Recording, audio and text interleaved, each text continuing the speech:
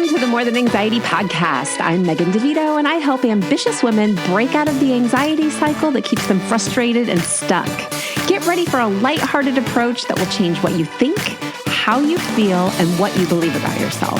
This podcast is full of simple steps, a lot of truth talk, and inspiration to take action so you walk away feeling confident, calm, and ready to live. Let's get to it.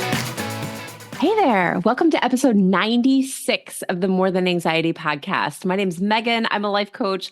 I help women who are overthinkers and overfeelers work through the anxiety and stress that they're dealing with so that they can get where they want to go. Sometimes it's forwards in their career. Sometimes it's being more present with their family. But anyway it goes, they end up feeling more confident, a lot less anxious, and having a lot more fun. So today I want to talk to you about perimenopause, anxiety, and existential dread. This was a question that came up in my Threads feed from someone that I follow, and she said, "Can we please just talk about this?" And I thought, that's a really good podcast topic. So here we are. And if you have a question or something that you want me to talk about, please don't be shy about letting me know what it is. Find me on Instagram or on Threads. I am Coach Megan DeVito in both places. Also on Facebook, you can find me as Coach Megan DeVito. I'm also on LinkedIn. Just look for Megan DeVito, and I am there as well. If you have something you want me to talk about, you have to let me know. Otherwise, I'm just guessing, and I'm kind of taking it off of what people are talking about on social media because I want to make sure that you guys feel better, that you feel empowered. And guys, if you're listening to this episode and you're trying to help your wife or your girlfriend or your mom or your sister, God bless you, because we are going through it. This is a time period in your life. If you don't know, if you're like perimenopause, this word, I hear it a lot. It's not like actual menopause and it's not puberty. It's like this weird hormonal shift that happens in women starting sometimes in their 30s and their 40s and into their 50s, where you haven't actually hit that cut off where you don't have a period anymore. So perimenopause is that time before the shutdown where you're working up to it. And honestly, from what I hear, it's the worst of it. So we're in the thick of it, guys. And what happens is that this is just this natural transition phase where we lead up to where we just stop having a period. And it comes with a ton of emotional upheaval, lots of anxiety, lots of existential dread, and a lot of other things that we kind of laugh and joke about that really also suck. But let's talk about the connection between all of these hormone changes, anxiety, all of the dread, all of the things that happens, and just kind of get right to it. I told you a little bit about what it was. It's just the time period leading up to menopause, but it's not like it just happens in a few months. Guys, this can go on for years. And I mean, some people say 10 years. And all I can think when I hear 10 years of perimenopause is, are you kidding me? 10 whole years of this? And the answer is actually, maybe. Maybe for you, it's 10 years. Maybe you luck out and it's like 3. And maybe you get off pretty easy. I have to admit that I'm pretty sure that I'm in the middle of this, but a lot of times it's a lot of guessing unless you go in and you have blood work or, your doctor is looking at things and telling you, hey, yeah, this is exactly where you are. It's a lot of, yeah, we think that's where you are. So we are trying to figure this out without a lot of past talk about it, because in recent generations and past generations, like, people didn't talk about this. It was kind of like this hush hush joke, like, oh yeah, you having hot flashes? And then we're like, yeah, that's terrible. And then they whisper it, right? Because it's a big secret, because we're not supposed to know. But every single one of us women get to go through it. I think we need to talk about it more. So there are a lot of physical symptoms that get a lot more conversation, a lot more bullet points in the articles than maybe the neurological symptoms. Let's just start with like perimenopause 101 and the things you can get. Hot flashes. I already mentioned these. Maybe when you're sleeping, maybe you wake up with like night sweats, or maybe it's just you're like sitting in a meeting and all of a sudden you are boiling lava hot for no reason. And then 2 minutes later, you're ice cold. So really like boiling hot, ice cold, no in between. Or when you are in between, you're like, okay, everything's fine. And then bam, you're boiling hot again. That can happen when you're in perimenopause. The word is that it goes away once you're through it. That would be great, wouldn't it? I'm going to trust that because I like the way it sounds, and I'm just going to choose to believe it right now. Another thing that we can notice is that maybe your period is more irregular. Maybe it's starting to spread out and you're like, I mean, maybe I'm done. Maybe I'll never have another one. And then suddenly you do. So they're not as regular. It might be that you are having them every month and a half, or 3 months, or 6 months, or 2 weeks. Yeah, every 2 weeks. Nothing is normal, but nothing is not normal. If you're having them more frequently, I would definitely call your doctor, ask, make sure everything's okay in there, and just have them maybe do a blood test. I'm getting ready actually to have one of these blood tests later this week just to find out like where I am in this process. Writing this podcast has brought so many things into my head, and with my past history with health anxiety, I have a lot of questions. So I'm going to do a little digging later on this week. I would just tell your doctor, have you tell you to have your doctor look into it. Maybe you want to have the blood test too. But if you're noticing that your period is here, there, and everywhere, that's pretty normal with perimenopause. So let's also talk about anxiety and irritability. Yes, anxiety in terms of more of your mood, but irritability as well, because when your estrogen and your progesterone, these two female hormones that cause you to release an egg and then have a period or not have a period if you get pregnant, estrogen and progesterone are going crazy, but they don't just affect your ovaries and your period, they also affect your brain. And they disrupt things like your serotonin levels. They can make you really freaking grouchy 1 minute and then sob the next. It's like PMS times 10. So if you notice that you are feeling on edge, or if you notice that you all of a sudden are snapping at people, or you're like, I cannot believe that this is my life right now, or if you notice that you suddenly feel like you don't care, this is all normal. Because one of the benefits, or at least one of the things that I think is a benefit so far of this stage of life, is when you get to this point where you're like, yeah, I just don't care that much anymore. That's some release. I'm going to direct you back to a podcast episode that I did last year at one point with Leslie Duffy. I believe it's episode 64, but it might be 46. But sorry, it is episode 46. I talk with Leslie about perimenopause, and she is a holistic practitioner, a nurse practitioner. She can tell you all of the ups and downs of what's happening, like in a more biological, scientific, medical perspective, and how the best thing, in her opinion, about perimenopause and menopause is actually recreating yourself. And we'll get to that in a minute. But if you notice that you're more anxious and more irritable, these are really common symptoms of perimenopause. Also, the idea with PMS that I mentioned before about the mood swings. I'm happy 1 minute and all of a sudden I'm screaming, raging mad. That emotional roller coaster is totally normal when you are in this phase of life. Another thing that people don't talk about so much is a feeling of depression. And we're going to talk a lot more about this when I lead into the part about existential dread, which was really where the original question came from for this podcast. So those hormone changes again, and those emotions going up and down here, there, and everywhere, they can really contribute to this feeling of sadness and being uninterested because you're not sure where you stand with things, or everything that felt normal to you is suddenly different.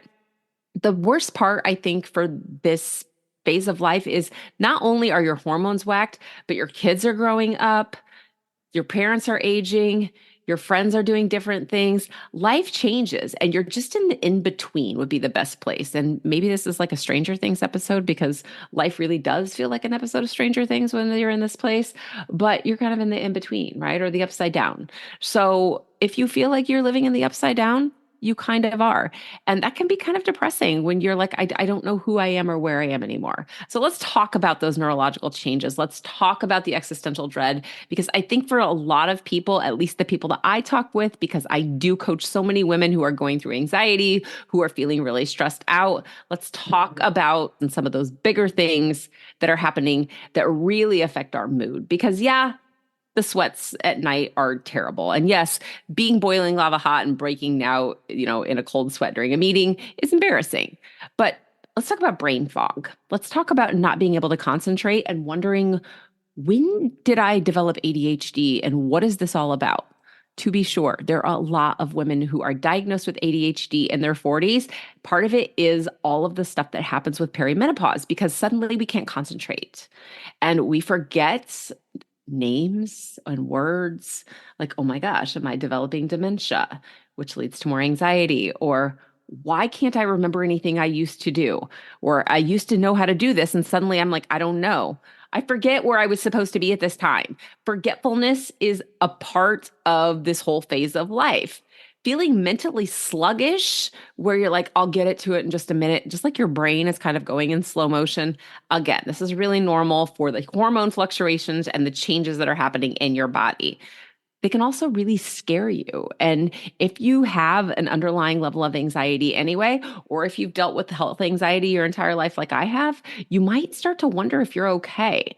If that's where you are, go get checked out by your doctor. Then come talk to me because we can really work through the idea of you have a clean bill of health from your doctor, you've had everything checked out. This really is anxiety. And I can walk you through that so you can learn to trust yourself, trust your body, even in this place where it's changing every single day, and move forward and actually love this part of your life so that you're out doing fun things and recreating yourself because that's what we're headed towards. I'm almost there, I promise. Another thing that you might notice with perimenopause is that you can't sleep. You're tired, and I don't mean tired, I mean like dead exhausted, and you can't sleep. Partly because you're sweating your butt off, partly because you're stressed out of everything that you can't remember and the anxiety is high, but also because your brain, your whole body is changing. It can mess with your thyroid, it can mess with your cortisol levels. Every single one of these hormones working together can keep you awake at night. I can help you learn how to create a sleep routine that works for you, how to lower your stress level and your anxiety level during the day so that those cortisol levels come down. We can talk about ways to work through different night sweats or hot flashes or anything else that's keeping you awake and really work through those thoughts that you start thinking about at 2 a.m. that feel really scary and overwhelming. Like, what is my life coming to? What happens next? Why do I feel this way? Why does everybody hate me? Why do I hate everybody else? And work through those things. We can also talk about headaches and how those hormone fluctuations can make you feel like you have a migraine, kind of the same way that you would feel right before you start your period, but you don't really know when your period's coming. So all of a sudden you have a headache, but then no period. What the heck just happened? It's the same thing. Your hormones can go up enough to give you the PMS stuff, but not actually for you to start your period because your ovaries are shutting down. It's such an uplifting topic, isn't it? We're going to get to the good stuff though. Your hormones are wreaking havoc on you. Okay. So again, I mentioned your thyroid, I mentioned cortisol and all of those things. And all of those hormones contribute to anxiety. So let's get to the basis of what we want to talk about here because I do coach people with anxiety and stress. Let's talk mostly about anxiety and how that's showing up. Those hormone changes can trigger anxiety symptoms. Yes, they can trigger PMS symptoms. And a lot of times when we have PMS or we're getting ready to start our periods, we feel more anxious anyway because it's your brain reading your body. And even though your body is doing really weird things, it's still familiar to you when you know what's normal for you and when you learn to trust how you feel and to trust your instincts. So yes, those anxiety symptoms, things like your heart racing because you had a sudden adrenaline rush or you got a little burst of cortisol, or having trouble sleeping, which can make you not think clearly when you already can't think clearly. And also intrusive thoughts. Intrusive thoughts are going to be part of anxiety, but they can also be part of menopause when your brain's not thinking clearly. Intrusive thoughts are a big one for people because they can be really dark and scary, or they can be really just random things that your brain's trying to protect you when you feel these symptoms. It's okay. This is all fairly normal with anxiety. It's also fairly normal with perimenopause. Just be aware that if you're experiencing that, you're probably in that change period of time. If you are in your late 30s, 40s, 50s. I'm not saying it can't happen earlier than that. And I'm not saying that it can't happen later than that. I'm just saying that's a typical age range. Okay. So when we talk about perimenopause and existential dread, let's go to the idea of everything that's changing. I'm going to talk to you from personal experience right now. So I've mentioned before, I'm 48. I've got 4 kids. I'm pretty sure I'm in the thick of it. I'll let you know for sure after I have this blood test. And life is changing. My oldest is going to be 24 years old this weekend. This weekend. So my baby is not a baby anymore. He's an adult. And my baby is going to get her driver's license this year. So my babies aren't babies anymore.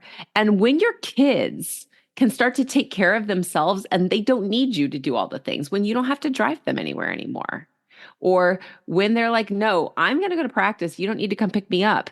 You're losing that connection with them. And it can feel like you are losing your identity in the process. It's like, okay, I guess I don't need to do all the mom stuff anymore. First of all, that's just a thought and it's not true. It's kind of like the idea that I hear parents talk about when they're like, you only have 18 summers. I've talked with some people who are like, 18 summers is not very much. I'm terrified of the fact every time they've created this feeling of dread by counting down the summers, like, I'm going to miss something and time is up. And I just told you that my oldest baby is going to be 24. We still hang out in the summers. Adult kids are cool and they're fun. It's all what you're thinking about. Okay. But when you're in this place where everything feels like it's changing at once, your body is changing, your kids are growing up, your parents aren't as young as they used to be, your friend group maybe is moving away, or they're divorcing, or whatever's happening in your life, you can really lose your identity on who you were for so many years, especially if you have grown up being involved with maybe kid activities, or you've been really, really involved with like the younger things that are happening at work. And suddenly you're figuring out that, like, oh, wait a minute, all these people they're hiring are younger than me. Suddenly your identity and who you are yourself shifts and you realize, like, I'm not that young kid anymore. And so we get this idea of, oh my God, if I'm not young, does that mean I'm old? No, no, no, no, no, it doesn't. It means that you're not as young as you used to be, but that doesn't mean that you're like have one foot in the grave. So if you have those feelings like, okay, this is it, it's all downhill, I'm like half dead, let's just hit a pause on that, because that's really where the existential dread can start to kick in. And part of this does come from hormone fluctuations. So again, we're going to go back to the idea of estrogen and progesterone and how they're regulating these chemicals like serotonin. Serotonin feels really, really good. I did just read an article recently, though, that if you're feeling chronically depressed, serotonin may not be the problem. It can actually be what you're eating. So if you're feeling really bad, and in order to make yourself feel better, you're eating, I don't know, Doritos, or you're eating ice cream, or you're grabbing a glass of wine, all of those things that you might be doing to help yourself feel a little bit better can make you feel worse because they're messing with your gut biome. Your gut biome is so tied to how you feel. So how can you take care of yourself the way that you would tell your kids to take care of themselves? Are you eating your vegetables? Are you getting enough protein? Did you go to bed on time? Are you going to be too tired for school tomorrow? All those questions you used to ask your kids, or that your parents used to ask you, go back and ask them to yourself. Did I eat healthy today? Did I drink any water? Did I only drink coffee and wine? Ugh, no wonder I don't feel good.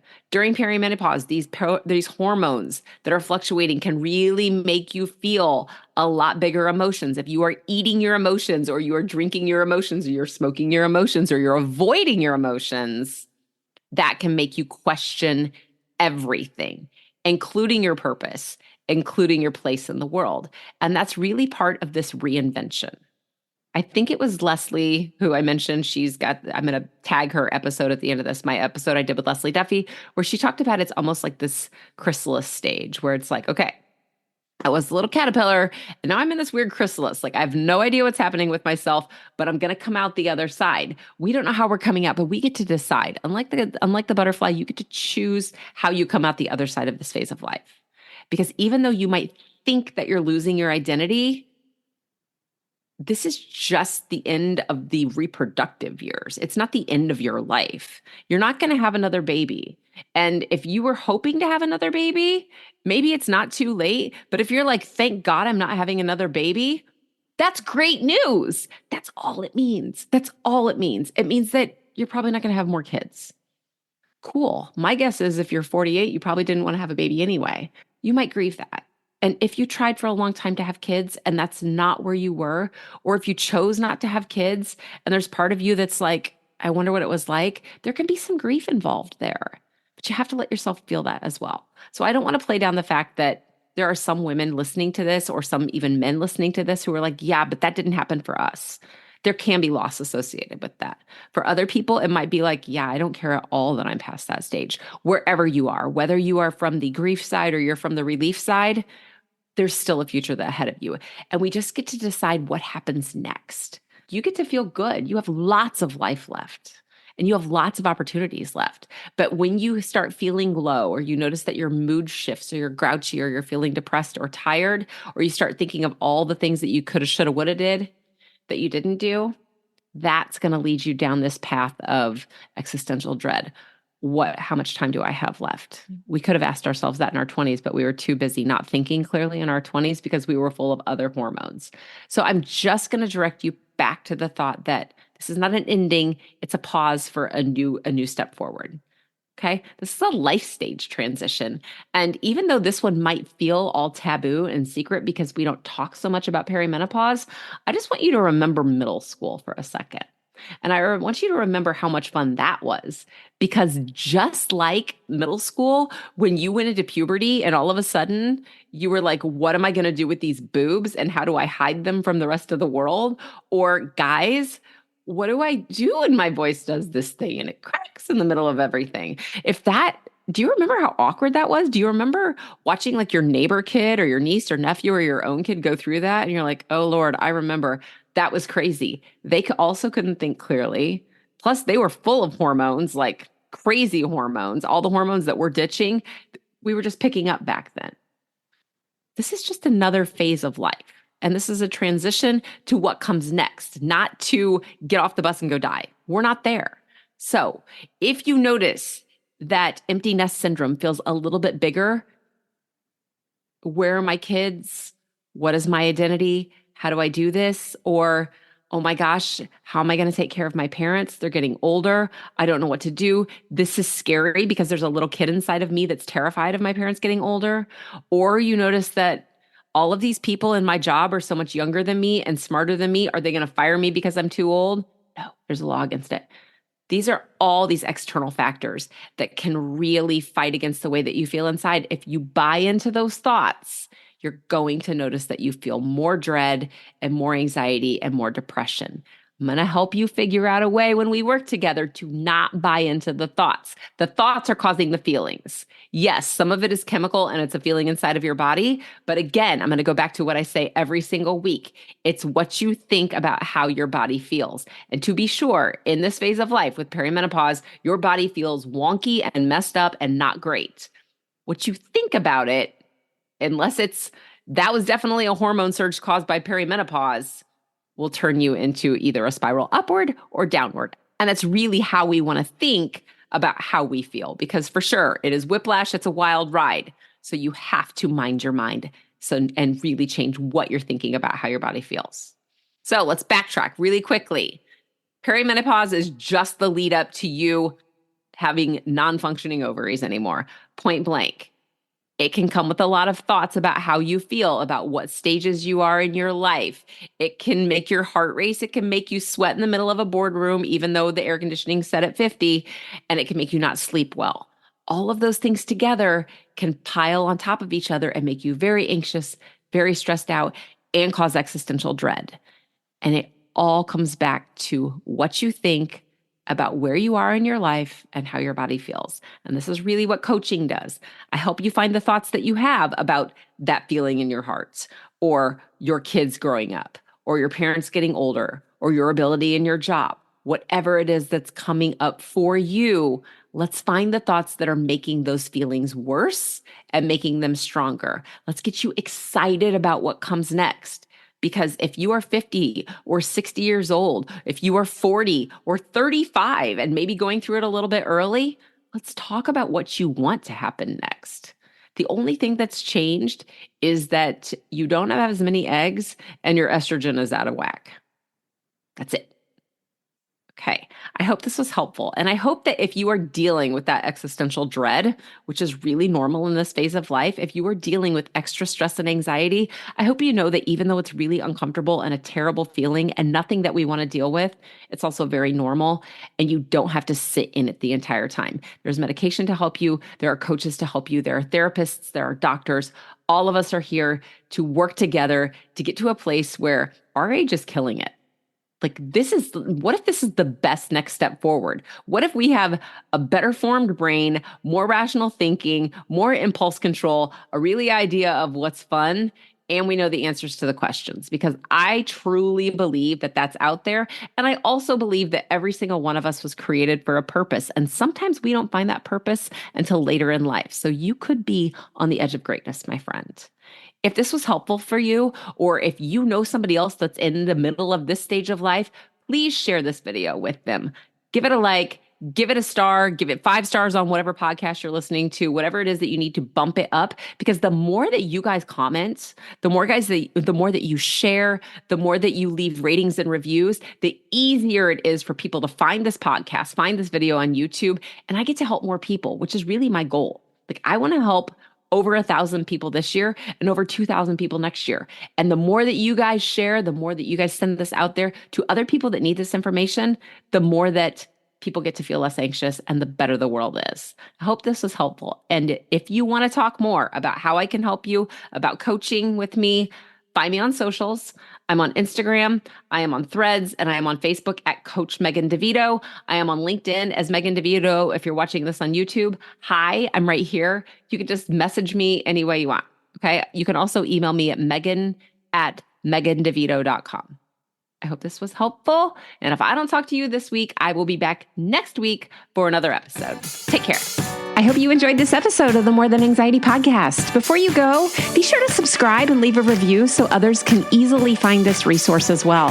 And of course, if you're ready to feel calm, to stop overthinking and have a lot more fun, you can go to the show notes, click the link, and talk to me about coaching. I'll talk to you soon.